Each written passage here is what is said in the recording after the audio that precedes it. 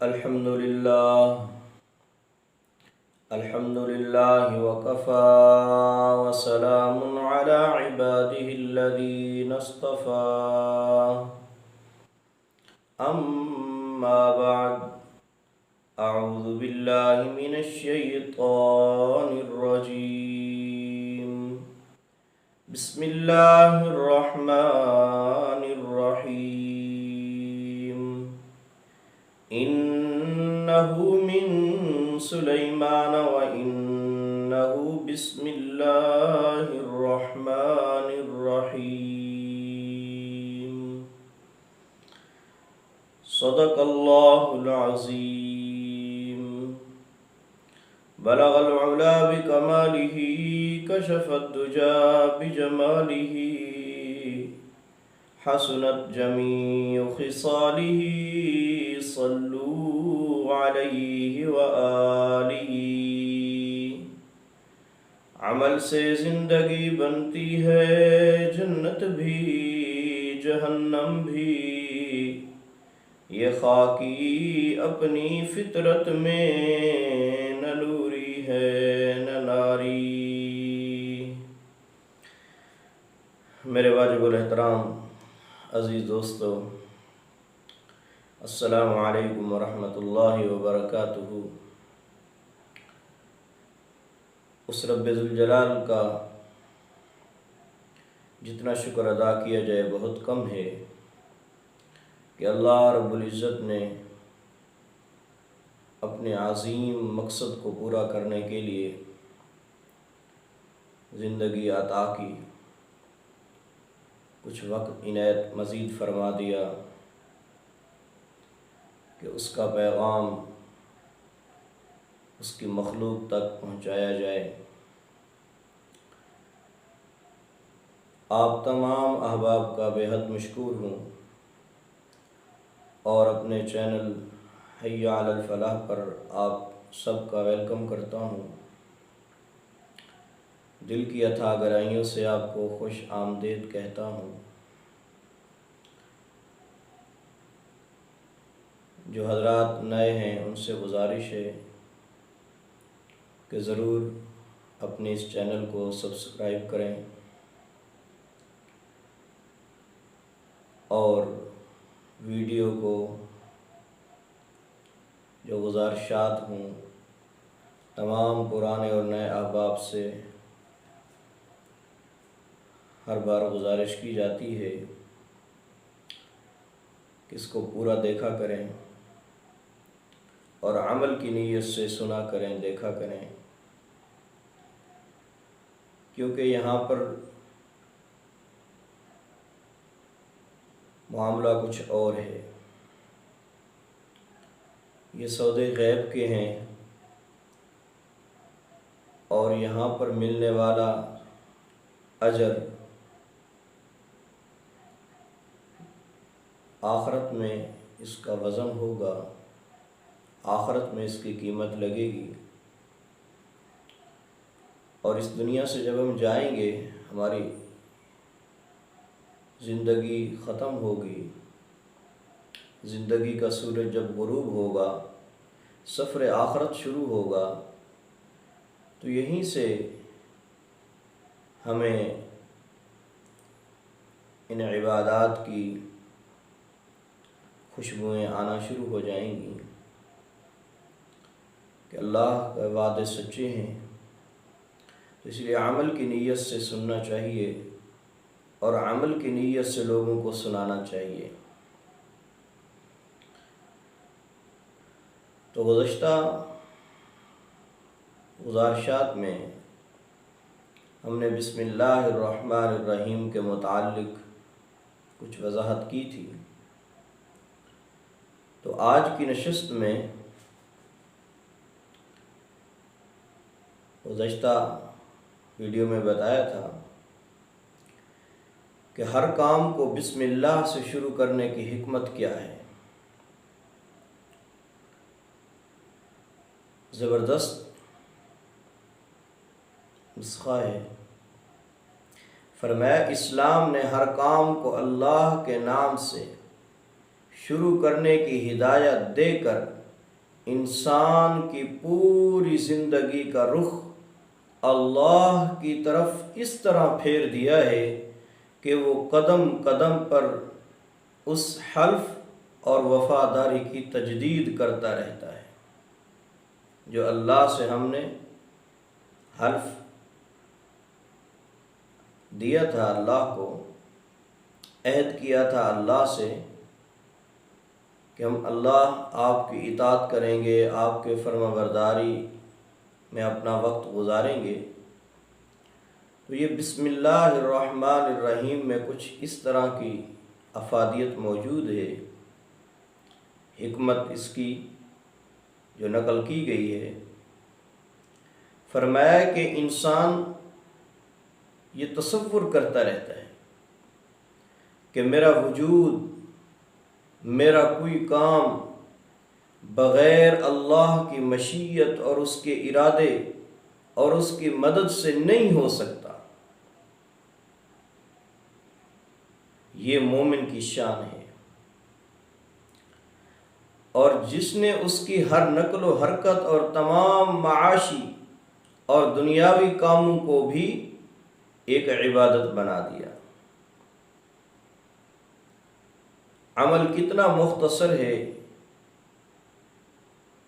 نہ اس میں کوئی وقت خرچ ہوتا ہے نہ محنت، اور فائدہ کتنا کیمیاوی اور بڑا ہے کہ دنیا بھی دین بن گئی۔ سیدنا علی المرتضی شیر خدا رضی اللہ تعالی عنہ کا کسی موقع پر ایک یہودی سے کچھ مکالمہ ہوا، تو اس میں سیدنا علی رضی اللہ تعالی عنہ نے یہی فرمایا تھا کہ ہم 24 گھنٹے اللہ کی عبادت میں رہتے ہیں۔ تو اس یہودی نے بڑی حیرت سے پوچھا کہ یہ کیسے ہو سکتا ہے؟ کھانا پینا، سونا جاگنا، کاروبار کرنا، ملازمت کرنا، بچوں کو وقت دینا۔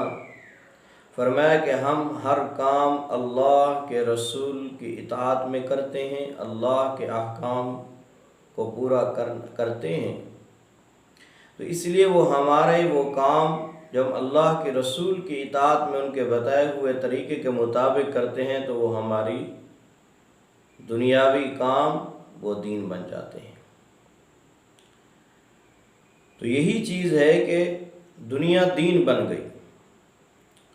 فرمایا ایک کافر ہے، وہ بھی کھاتا ہے پیتا ہے، اس کے مقابلے میں ایک مومن مسلمان ہے، وہ بھی کھاتا ہے پیتا ہے، اور مومن جب کھانا پینا شروع کرتا ہے تو وہ دعائیں پڑھتا ہے۔ پینے سے پہلے بسم اللہ الرحمن الرحیم، اور جب کھا لیتا ہے کھانے سے پہلے بھی دعائیں مانگتا ہے، بسم اللہ وعلی برکت اللہ۔ جب کھا لیتا ہے پھر بھی دعائیں، پانی پینے کے بعد الحمدللہ، کھانے کے بعد الحمدللہ الذی اطعمنا وسقانا وجعلنا من المسلمین۔ یہ مومن کی شان ہے کہ اس کا تعلق اللہ کے ساتھ کہاں سے؟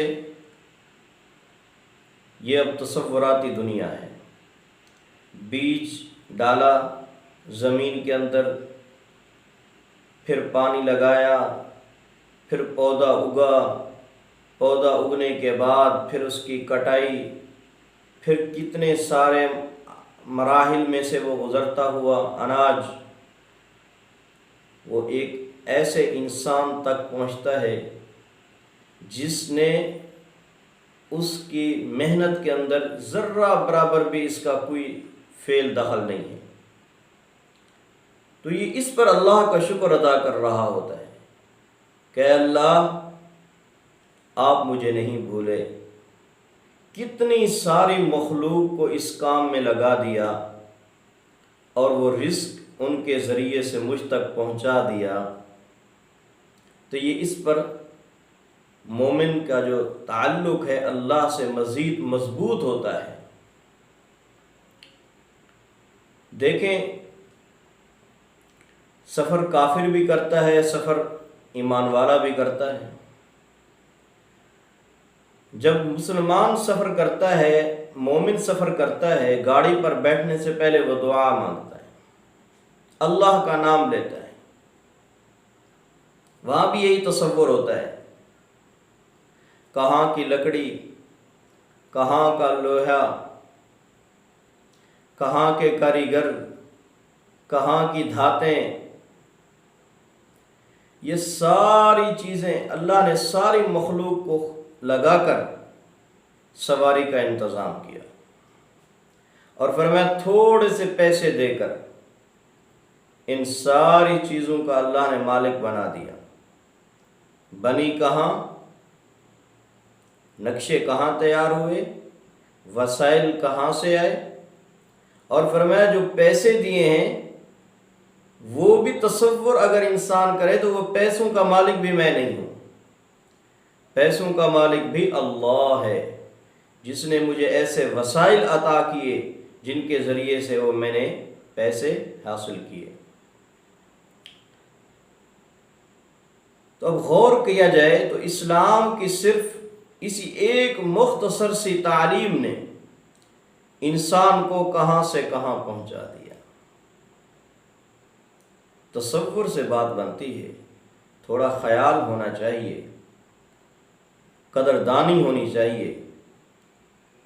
جب انسان قدردانی کرتا ہے تو اللہ کی ذات انسان سے بڑھ کر قدردان ہے، وہ اللہ بھی اپنی نعمتوں سے مزید نوازتے بھی ہیں اور خوش بھی ہوتے ہیں کہ میرے مومن نے، میرے بندے نے فرمایا کہ میرے لیے اتنے اچھے جذبات رکھے ہیں اور اتنی عاجزی اختیار کر رہا ہے، سب کچھ ہونے کے باوجود کہتے ہیں نہیں میرا کچھ نہیں، سب کچھ ہے تو وہ میرے اللہ کا ہے۔